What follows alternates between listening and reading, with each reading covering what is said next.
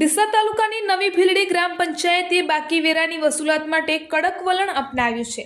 પંચાયતે તમામ મિલકત ધારકોને જાહેર સૂચના આપી છે કે નાણાકીય વર્ષ 2025-26 સુધીનો ગ્રામ પંચાયત વેરો બાકી છે।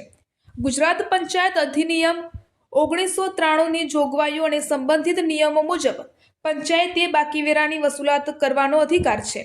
બાકીદાર મિલકત ધારકોને નોટિસ પ્રસિદ્ધ થયાના 15 દિવસની અંદર ગ્રામ પંચાયત કચેરીમાં પોતાની બાકી રકમ ભરપાઈ કરી રસીદ મેળવી લેવા જણાવ્યું હતું।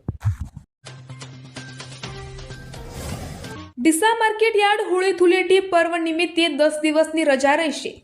ડીસા ખેતીવાડી ઉત્પાદન બજાર સમિતિ ખાતે આગામી હોળી ધૂળેટી તેમજ શીતળા સાતમના તહેવારને લઈને આવતીકાલથી એટલે કે તારીખ 1-3-2026 રવિવારથી તારીખ 10-3-2026 સુધી વેપારી એસોસિએશન દ્વારા 10 દિવસનું મિની વેકેશન જાહેર કરવામાં આવ્યું છે।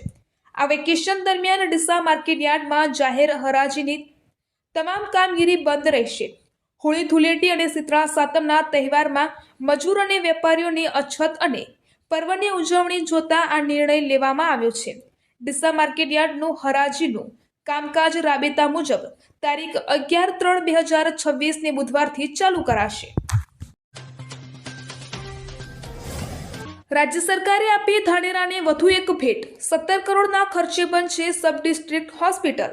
ધાનેરામાં 40થી વધુ પેનલના મેકઅપ સાથે આરોગ્ય સુવિધાની ભેટ।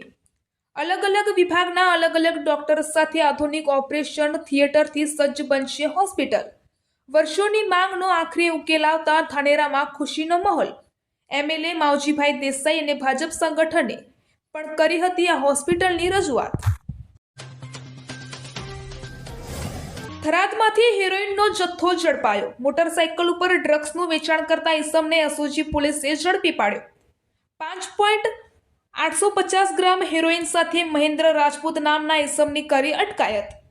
પોલીસે બાઇક સહિત કુલ 1.82 હજારનો મુદ્દામાલ ઝડપી પાડ્યો અને કાર્યવાહી હાથ ધરી।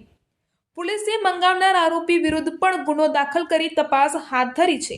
નશાના સોદાગર વિરુદ્ધ એનડીપીએસ એક્ટ મુજબ ગુનો દાખલ કરી પૂછપરછ શરૂ કરી।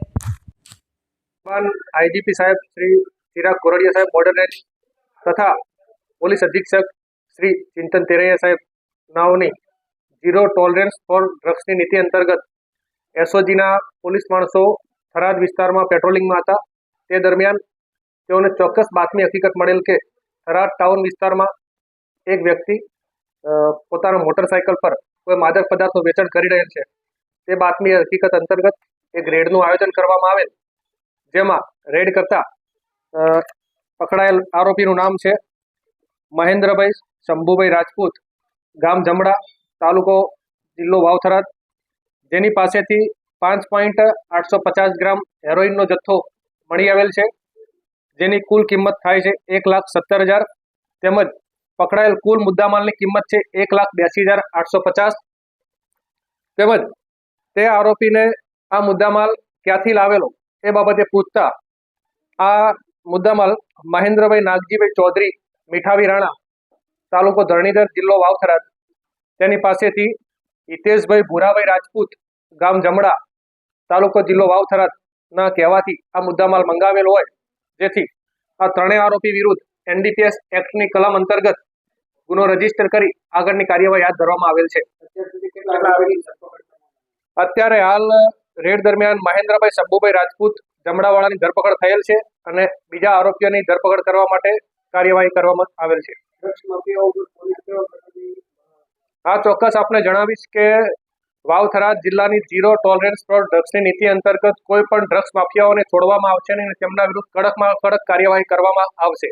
જેથી મીડિયાના માધ્યમથી દરેક મિત્રોને જણાવીશ કે જો કોઈ પણ આ પ્રવૃત્તિમાં સંડોવાયેલા હોય તો છોડી દે, તમામના વિરુદ્ધ કાયદેસર કડક કાર્યવાહી કરવામાં આવશે।